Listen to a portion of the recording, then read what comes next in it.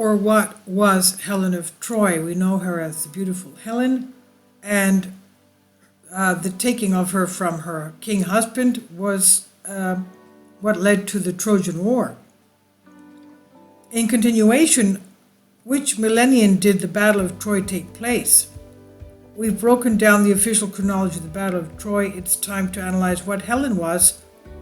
Was she a person? Was she a capacity, a title, a priestess?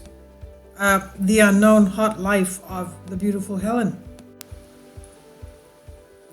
According to mythology, the so-called Beautiful Helen, Aurea Eleni in Greek, was the daughter of Zeus and Leda, and she has a human father, Tyndareus, and brother Dioscuri, Castor, and Polydeuces.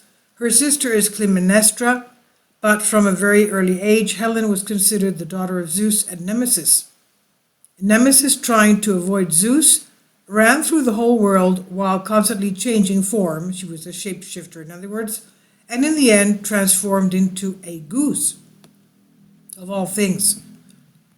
Zeus transformed himself into a swan, and in this form joined her at Ramnunda in Attica, that's around Athens, Greece.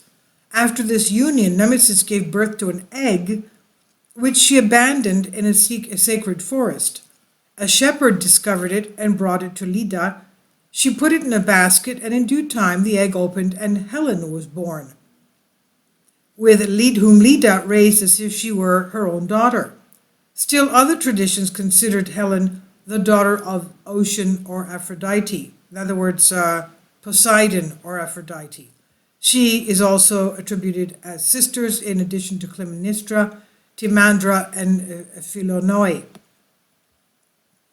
Now, if we accept the truth of theologian Semiphorus in Hellenic Logos, Helen is analyzed as follows, meaning it's the first letter of each, the first letters of what they stand for her name.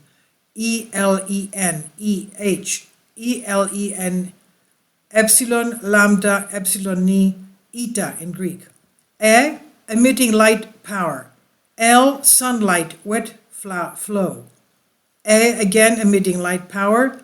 N, mind, law, nous, mission, water, movement. And eta, double cathode radiation appearing. In other words, we have photonic force evolved from the mental sun with double manifestation sent to earth, water. So let's look at the research below and what it has to do with the name Eleni. Helen. Now, according to the researcher Vasilios Vasilikos from Trapezon, Sparta, in his book The Mysteries of Taygetus, let's remember Taygetus is near Sparta, and it's a mountain, and it has a pyramid built on it. He says the Greek state is the part of the earth that consists of high and sharp peaks, mostly stony to create shadows, and by extension, religions. And according to his many years of research and his findings, lots of gifts and archaeological evidence that confirm his theory, in 25,000 BC, a spaceship named Talaton landed on top of the pyramid of Taygetus, which is shaped like a perfect pyramid. The astral travelers were looking for a perfect pyramid. So 27,000 years ago, 25,000 BC, a UFO spaceship named Talaton landed on top of this mountain with the pyramid. So these astral travelers, these ancient aliens, were looking for a perfect pyramid where based on its shadow and astral alignments. Let's remember the Greek pyramids were built on Earth's grid ley lines. They were based on its shadow and astral alignments. They would give oracles to build the cities and sanctuaries of the entire planet. From the word shadow comes the word religion, which of course has nothing to do with the current concept of religion. The shadow of the pyramid was sacred, and it was forbidden to alter its shape, hence the word thriskia. Skia meaning shadow in Greek. Skia. Thriskia means religion. Now the meaning of the oracle was to formalize to the people the most suitable place to build cities and temples. The name of the new region or city was given based on which star or constellation it aligned.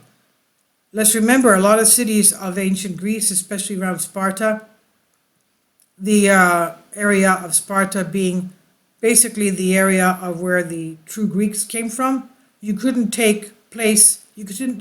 take part in the Olympic Games of ancient Greece unless you had a genealogy proving that your ancestors came from Argos, an area of Sparta. Just like the ancient Hebrews. Let's remember in our Old Testament, the book of Maccabees, the Spartans were Hebrews. That's why they didn't take part in the Battle of Marathon at the beginning of September of 490 BC because they had their Rosh Hashanah and they couldn't go. They went 2 days after the battle was finished. So they used to build their cities and temples in the formation of constellations. Now, the name of the new region, the city, was given based on which star or constellation it aligned, perpendicular. For example, the one point of the planet as far as alignments, oracles are concerned, was the area of Taygetus. I rule the earth. Yi, meaning earth. Taietos, I rule it. From there, the peak of Olympus, the point 2 city of Dion, and the point 3, or else Troy, or Ilion. Now, between them, the 3 points make a right triangle. Between point 1, Taygetus, and point 2, Dion, there is Delphi, and specifically the exact middle point of the distance, the golden section, is the village Chryso, meaning gold, 5 kilometers southwest of Delphi. The wider area, because it's a double and equal to the first 2 financial points, was called Amphissa. A little further down, geographically, the city of Galaxidi got its name because in 12,000 BC, they aligned with the Andromeda Galaxy. It's no coincidence that in the western continent, America, and specifically in Mexico, there is a mountain peak at the end of a perfect pyramid called El Taguin, Taygetus. Apollonius, Timaeus, and Aristotle were absolutely right when they said, visiting names is wisdom. That is, analyzing the name of your place and you will understand its history, which constellations it aligns with and when it was made, astral channels, star alignments, and alignments will always shift over thousands of years as everything in the universe runs. For example, the city of Galaxidi aligned with the Andromeda Galaxy before 12,000 BC, and now it no longer aligns with the Andromeda Galaxy. One understands how old history of Greece is, and by extension, we understand what happened to the old navals that have now stopped giving oracles, such as Dodoni and Delphi. We understand why the first naval was in Delos, then in Dodoni, and finally in Delphi, because simply over the centuries the alignment with the stars moved. So the mystics gave new oracles for new connected sanctuaries. After understanding the essence, the importance of Taygetus near Sparta, the mountain with the pyramid, and in combination with the origin of Helen, who was from Sparta. And this is the pyramid on top of the mountain of Taygetus near Sparta. I have been here, but I didn't go to the top. I didn't go to the top because I was stuck at the base of the mountain because I found garnet schists, and I remembered my geology course from Queen's College, and I started smashing the rocks to the bewilderment of my older son, saying, "Mom, what are you doing?" Everybody's, we went up there with a group of friends, about 20, 30 people. And he said, "What are you doing, Mom?" He was about 12 years old. And I said, "I'm trying to get the garnets out of the garnet schist." I said, "They're semi-precious stones."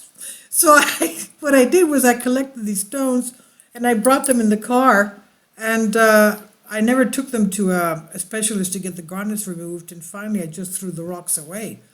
But I was busy trying to get the garnets because, we went to, I think it was the Palisades of New Jersey, and we couldn't get the garnets out of those garnet schists there that we found, because you can't remove anything you find in a national park. So that's what our geologist professor told us. So I was busy taking these garnets from here at the base of the mountain. But anyway, going back to the story of the beautiful Helen. The importance of Taygetus' combination of Helen, who was from Sparta, Taygetus, and the seriousness of her flight, so that there was an armed conflict between point 1, Sparta, and point 3, Troy. And we realized that not it is a simple face, but something sacred and unique, that its possessor had superiority over other signs. In other words, it wasn't a person, it was some technology. Now, according to researcher Mr. Vasilikos, Helen was a person who was chosen every year through a beauty contest, was initiated through the truth, and sacrificed at the top of the pyramid to preserve the sanctity of the place. So, obviously, ancient Greeks believed in, unfortunately, sacrificing people. So this I didn't even know about. This is what they did every year.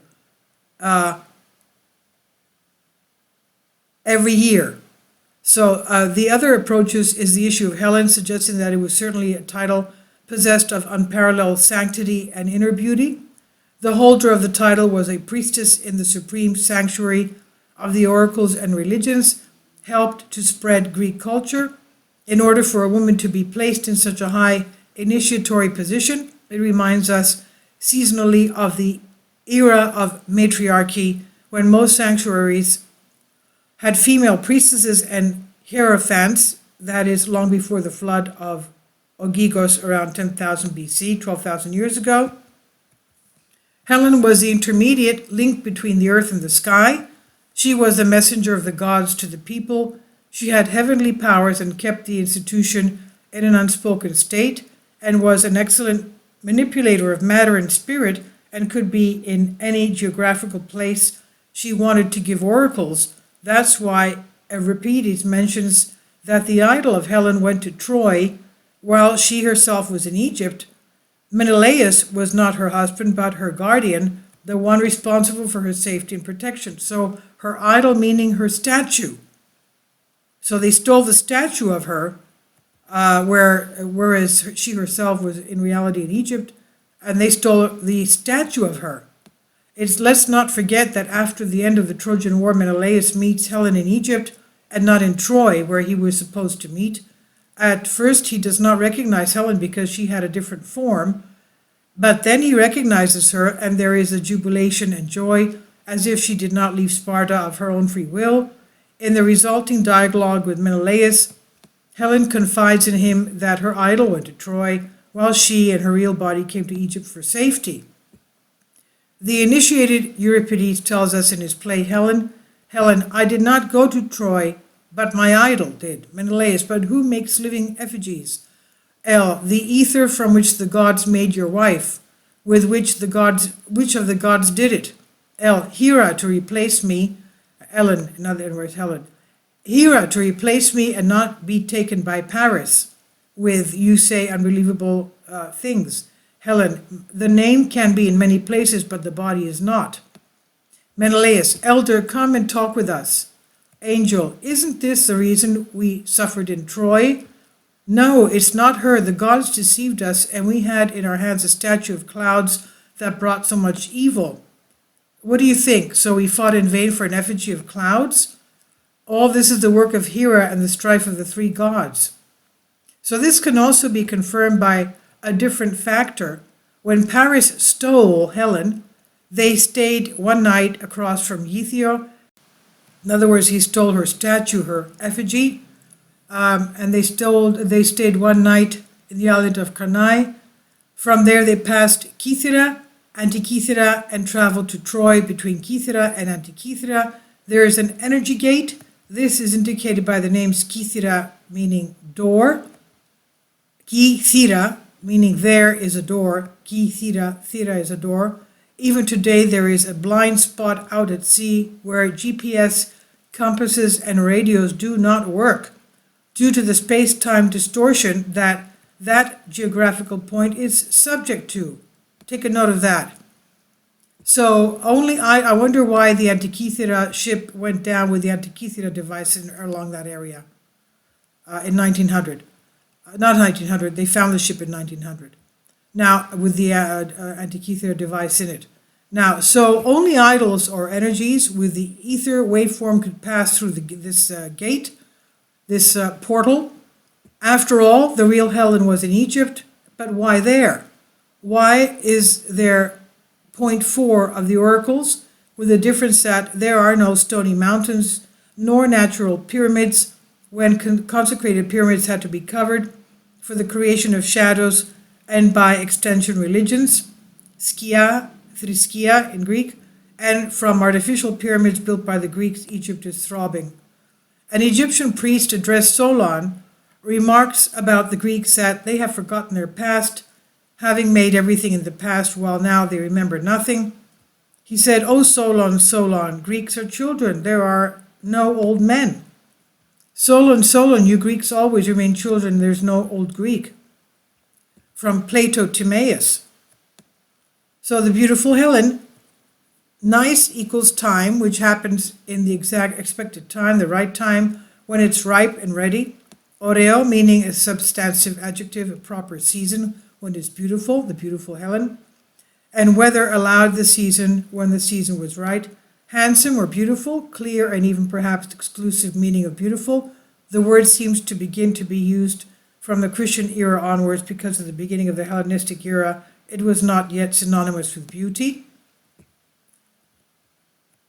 And specifically the 20 days before and after sunrise of Sirius or Canis Major, then probably mid-June. This is from Diogenes, and this is translated for you from a Greek article. So notice they're talking about time portals, different dimensions where you can, a portal of space-time where you can be transferred to another location, and her effigy was taken by Paris, which was supposed to be guarded by Menelaus. So this is something really astonishing. Please leave your comments, and thank you for your support. Kindly support my Patreon account. The daily posts are 5 videos daily, and they are totally different from what I have on my YouTube channel. Thank you so much for your support and that you find all my content so interesting. You'll find the Patreon account details in the description box below.